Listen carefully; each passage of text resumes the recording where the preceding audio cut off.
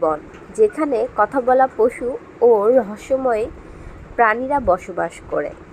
বনের কেন্দ্রীয় মহা ওক গাছ তার জাদু হারিয়ে ফেলেছে।